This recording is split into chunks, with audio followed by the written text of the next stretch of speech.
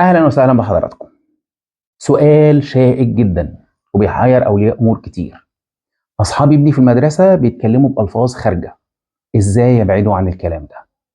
تعالوا نشوف سوا.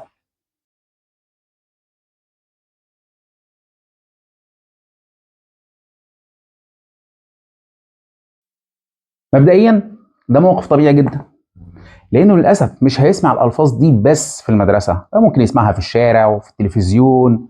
ولا يخفى على حضراتكم ما تحتويه المسلسلات والأفلام، ده حتى الكرتون كمان بل للأسف بتتقال فيه بعض الألفاظ.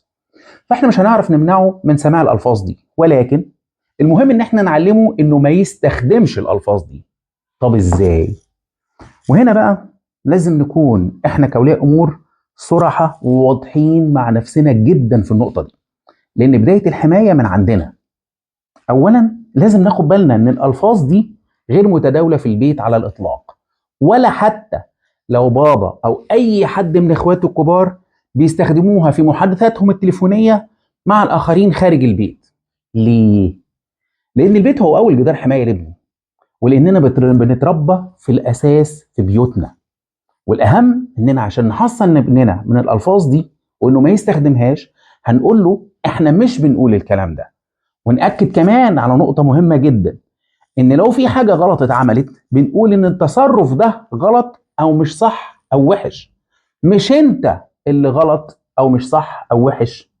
احنا بنوصف السلوك مش بنوصف الشخص، لان وارد اننا نغلط، وعلشان نصحح الغلط بنحدد الفعل الغلط ونصححه، مش بنوصف البني ادم ابدا ان هو اللي غلط او هو اللي وحش.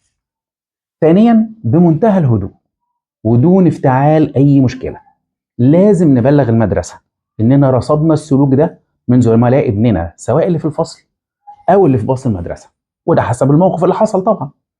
ونقول لمسؤولين المدرسه جمله مهمه جدا: احنا مقدرين حجم المسؤوليه اللي على حضراتكم، وعشان كده احنا بنعرفكم عشان المسؤوليه مشتركه بينا جميعا، وواثقين في كفاءتكم التربويه لاداره الموقف.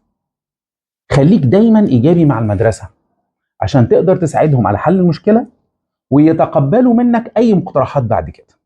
وبنأكد احنا طول ما احنا ملتزمين جوه بيتنا محافظين على بيئه تحمي ولادنا جوه البيت، هيقدر ان شاء الله يعمم ده وما يستخدمش السلوكيات ولا الالفاظ دي.